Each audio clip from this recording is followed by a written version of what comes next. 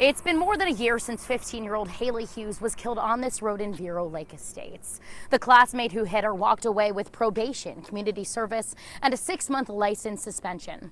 Her mother says she's been robbed of justice, but now she's finding a new way to find peace in the pain. And then it comes back. Sometimes pain shared. It has been a giant roller coaster today. Is pain softened? Thank you. Sometimes community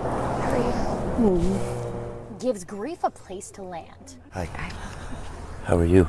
I'm doing well. There is support out here. Where others can carry a piece of it. So the weight isn't yours to carry alone. Hi, Gianna. So as neighbors, friends, even strangers Don't know you, but I know your pain. come one after another to place flowers Good job. for the girl who touched so many. Jericho Freeman knows community won't fix her grief, And I would like to thank everybody who came out here. but giving it company, giving it context, might help bring back her purpose. Just like a small flower on the side of the road, our children can be easily missed by distracted drivers. That's why dozens gather where Jericho's 15-year-old daughter, Haylee Hughes, was hit and killed while walking to her bus stop in Vero Lake Estates early in the morning on April 12th of 2024. FHP said her classmate hit her while he was driving to school, then left the scene. He later pleaded no contest to leaving the scene of a crash. And that's her bus stop right over there. She didn't make it to the mailbox. The traffic homicide investigation said the teen thought he hit a mailbox, and investigators concluded he was unattentive at the time of the crash, but noted dark lighting was a factor.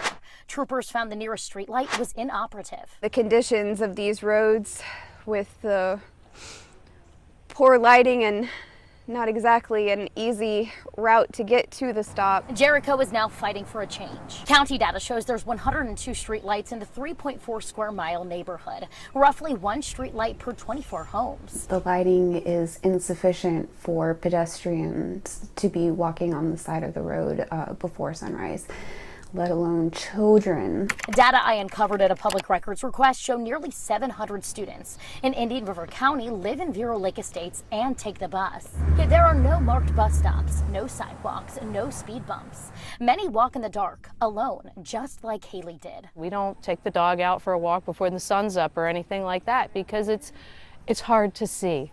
You know, Mandy Prang is one of dozens of parents in this neighborhood I spoke to who are worried the same thing that happened to Haylee could happen to their own children. and there's really nowhere to be. Many streets in Vero Lake Estates do have a paved shoulder, but most are so narrow, even I barely fit. You know, you got to be like way out there if you want to make sure that you're properly out of the way. There's no curbs stopping, traffic from veering off of the road.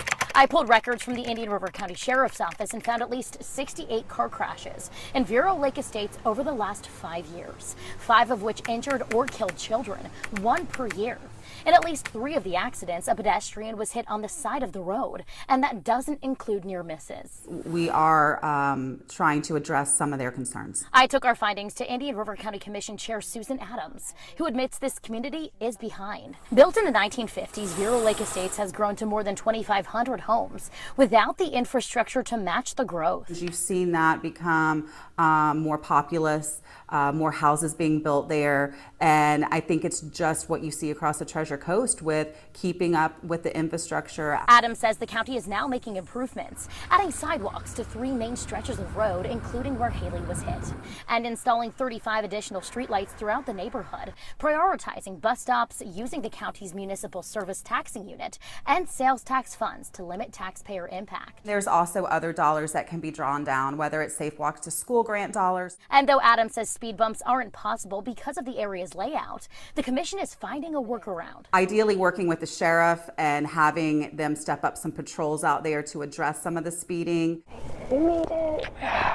Jericho hopes this means something. It's why she asked them to come, to lay flowers for Haylee and at each bus stop. Nice to meet you. Do you ride the bus out here? A silent plea for change for every child who still walks these roads in the dark. As we move forward, I'm going to do this in Haylee's name so that there are no more children out here that have their story cut short. Because she knows grief is the cost of love, even grief shared. It's not fair. And when that love is ripped away, sometimes the only way to survive it is to fight for the living.